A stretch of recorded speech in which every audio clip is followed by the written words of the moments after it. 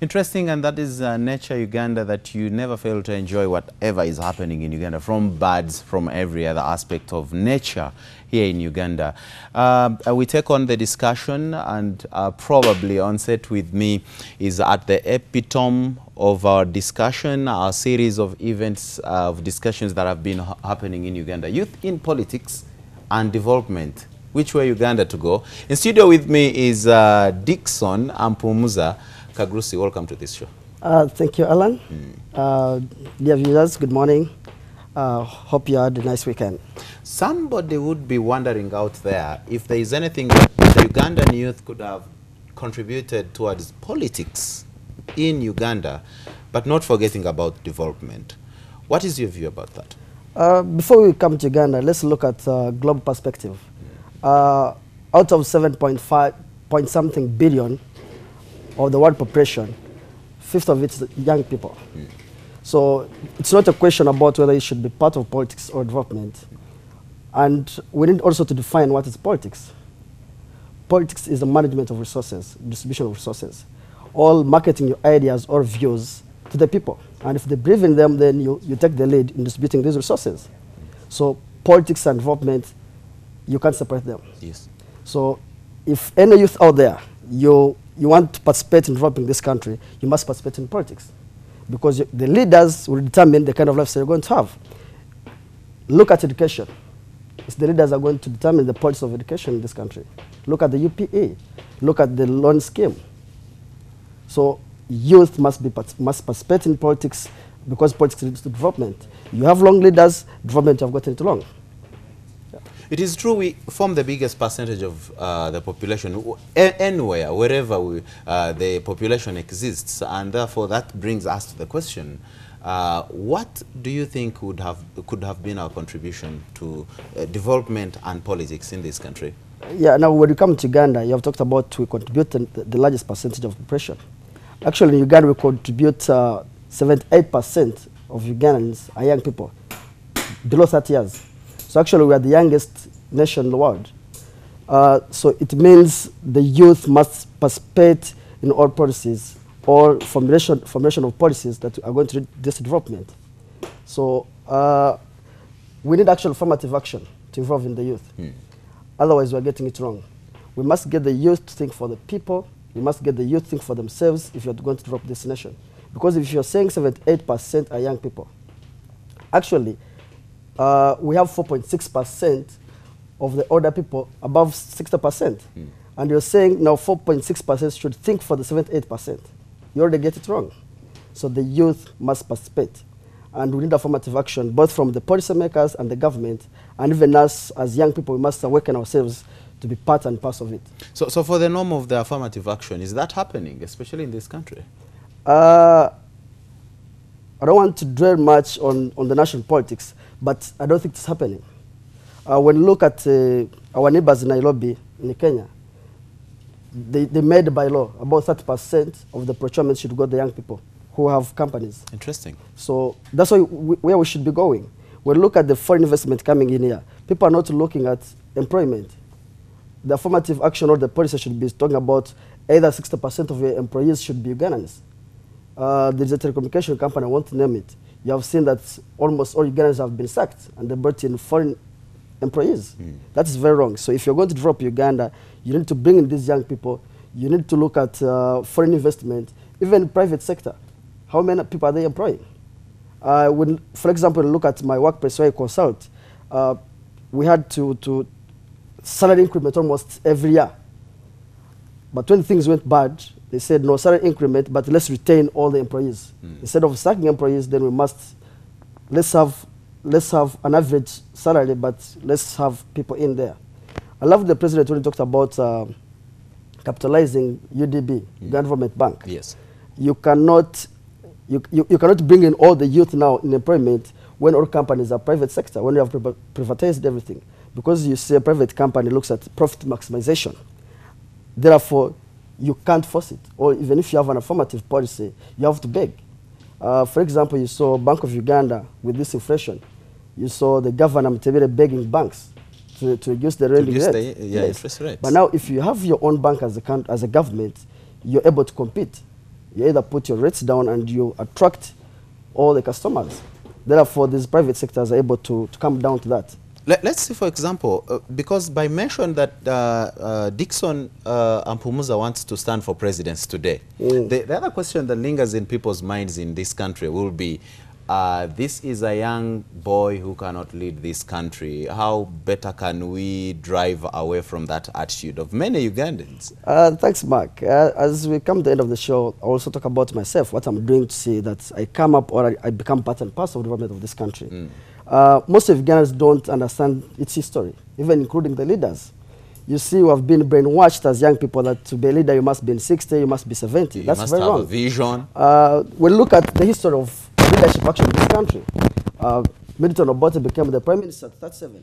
Yeah, that's true. When you look at the people in leadership today, President Museveni was Minister of Defense at 32. In the Obote II government, yes. When you look at Kizza Besigye, he was the Minister of Internal Affairs at 29 years.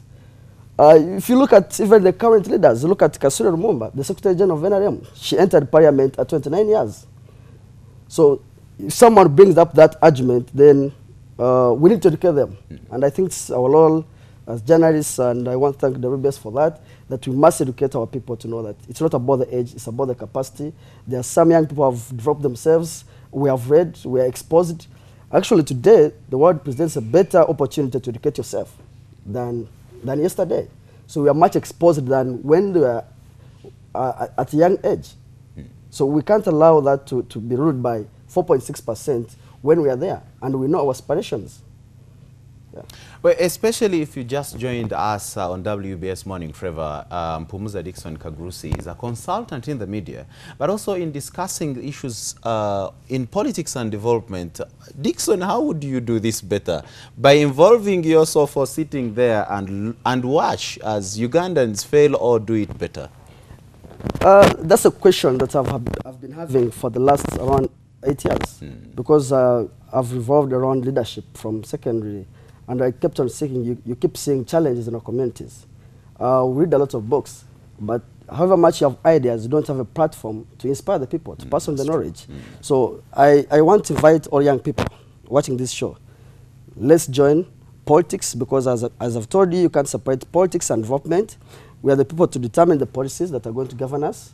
And I'll be offering myself actually in 2016 to replace the former Prime Minister in Kanungu. Where he's been a member of parliament? Yes, please. Interesting, and this comes at a time when the viral message of former Prime Minister's announcement that he wants to stand for presidency. Doesn't that leave that seat vacant?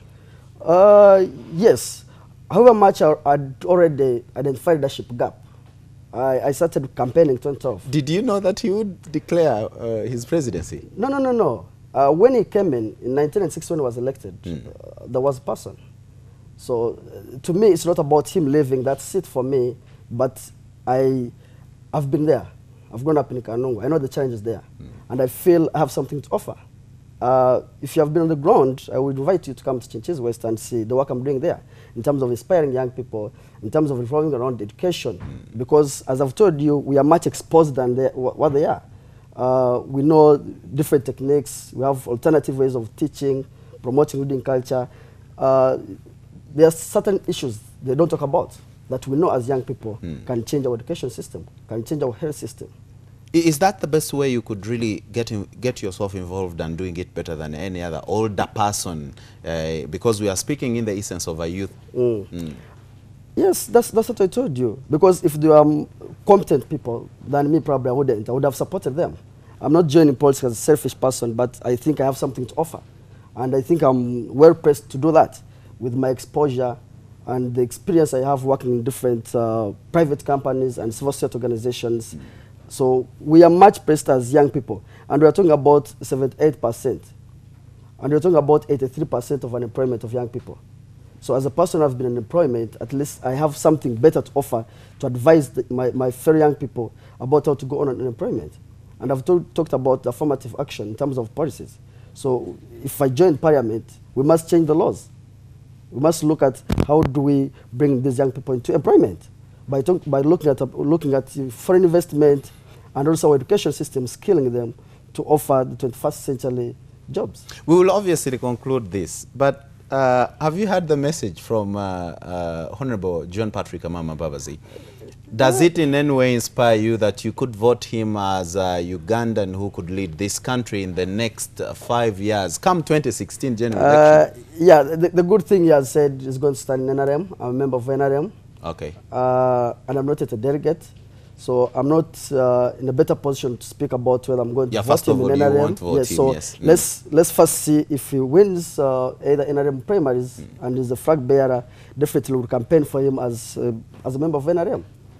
Key in his points, as we conclude, democracy, transparency, economy, promoting equity, and of course the jobs within that fits the 21st century, and as well fighting corruption and respect and observance of law come immediately when he mentions something that he's been looking up to. Let's conclude this conversation with what is your take on that? It sounds brilliant. I look forward to seeing him campaign. It really sounds brilliant, and as our chairman always talks about the ideologies of NRM, all those things are in the ideologies of NRM.